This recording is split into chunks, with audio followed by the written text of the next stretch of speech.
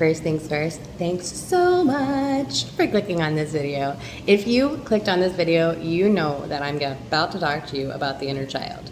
So, we are so different when we're children, right? I mean, think back for a second. Just think. Even if you had like a lot of trauma in your childhood, you had the ability to escape it all by using your imagination. Whether it be you outside, like, playing with your friends, or, engaging in sports or activities, or even just exploring. Life was so different. I want you to remember the perspective for a second. I specifically remember the very first bike I ever got that didn't have training wheels. And I remember the first time my dad pulled it out. And I was a tiny, tiny child. I'm a pretty small person. I wasn't even super duper tiny child, okay? And I remember him wheeling out this bike and being like, oh, wow, it's so big. Take that with you today, okay? When you come into contact with anyone or anything, I want you to take it from the perspective of your inner child for just a second. It doesn't have to be for very long, just a second. And look at it like, wow. Just wow. Oh, I can't believe that's so awesome. Like when you were a kid, you got so excited about things. And we forget that as adults. Like we're so worried about what other people are going to think about us or how professional it appears. Forget about that for a second. Just allow yourself to have that childlike wonder. If you have a lot of inner child wounds, if you have a lot of trauma built up that's just stuck, you would be surprised how much it can help to allow that inner child to come out for maybe 10, 15 minutes a day. Just pretend you're a kid for 15 minutes. Get out a coloring book. Put on your favorite show you watched as a child. Mine was definitely the Gummy Bears, okay? I loved the and Fraggle Rock. Those were my favorites. And so if you can find those, even a clip on YouTube or something, just immerse yourself in what it was like to be a kid. If you are so lucky to have a game from when you were a kid, yeah, totally enjoy that. Go for bike rides. Go play on the playground with your kids instead of just sitting there and playing on your phone.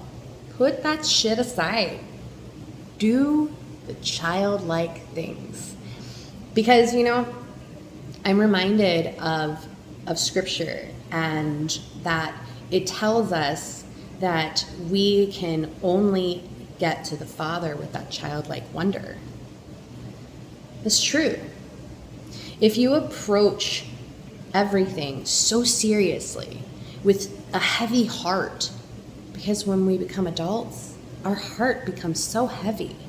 I'm also reminded of the weighing of the soul compared to the feather. Okay, if the feather is heavier than your soul, this is karma.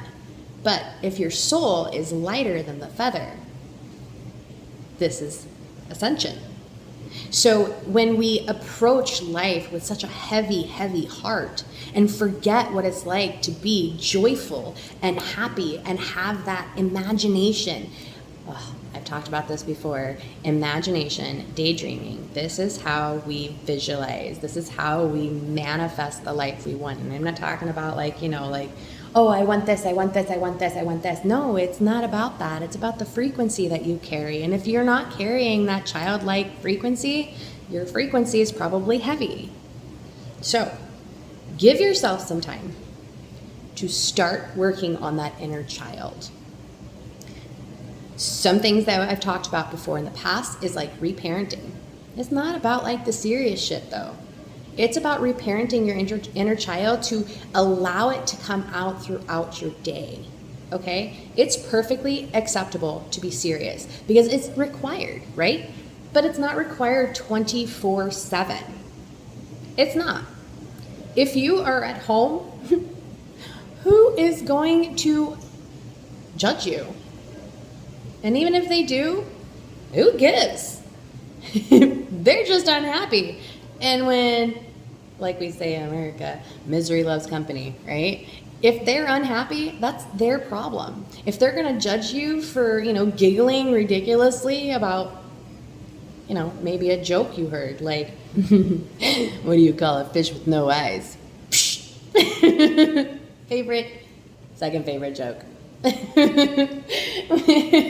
When you can sit there and enjoy the silly things in life, your heart gets lighter. And the lighter your heart gets, the less it hurts when serious things happen because you're reminded of your childlike joy, right? Also, when it comes to love, approaching love from a childlike point of view is so different. As adults, we sit there and we look at our relationships and we're like, well, I require this, I require that, I require this, I require that. But when you were a kid, remember going to the park and meeting a kid for the very first time and playing with them for 2 hours or however long you were there, and then you left and you're like, I just made a new best friend. You never talk to that kid again. But oh my gosh, that was the greatest experience of your life in that moment. Why don't we approach our adult relationships like that? Why don't we look at the interactions we have with that childlike love and embrace the other person regardless of what's going on in their life? Embrace them with that same kind of love we had for others as kids.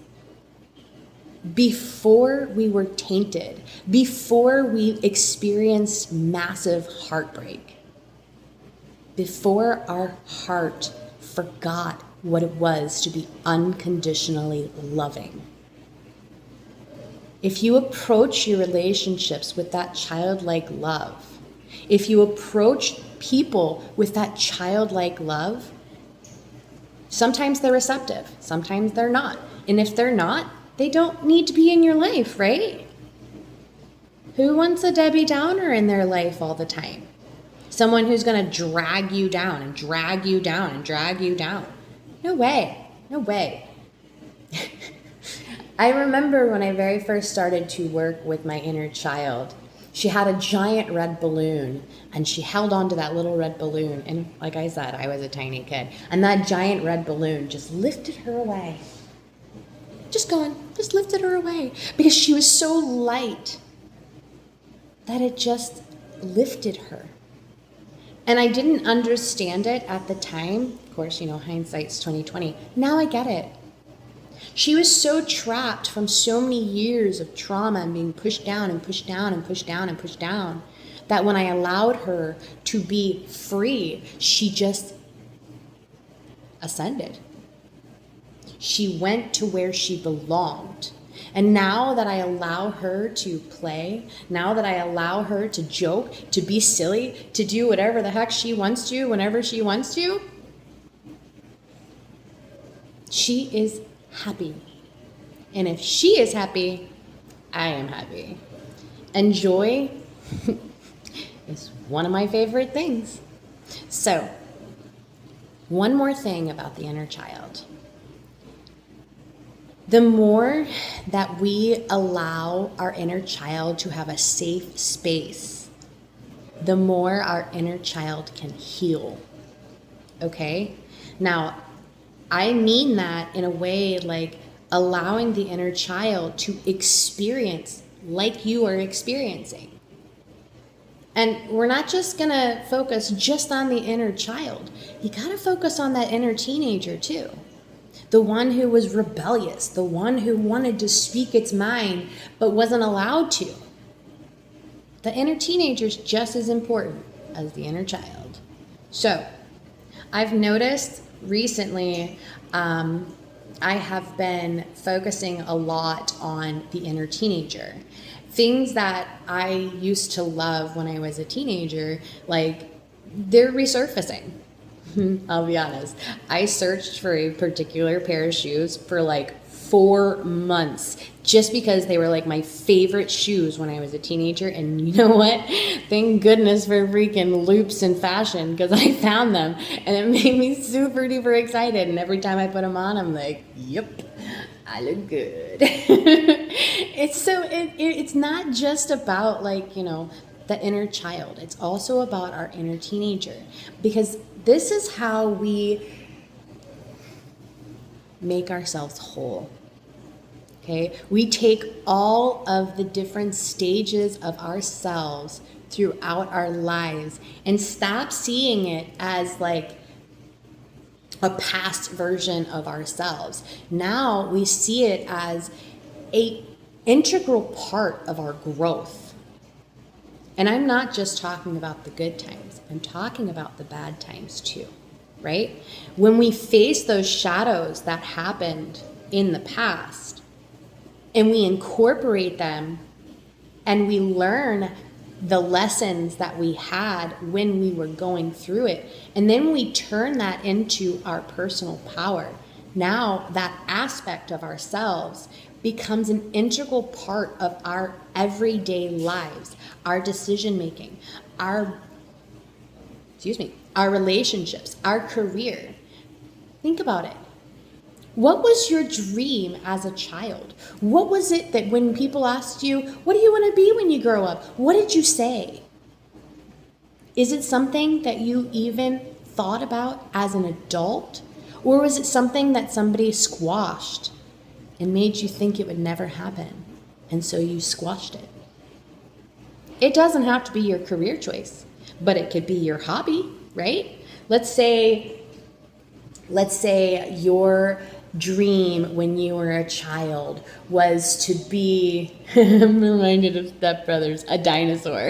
Let your inner child play, especially if you have kids, play dinosaurs. It doesn't have to be your career choice, but you can integrate it into your life. Those parts of us are so important. Our dreams, our imagination, our imaginary friends, all of that stuff was a huge part of our life at one point. It doesn't have to go away. Bring it back into your life.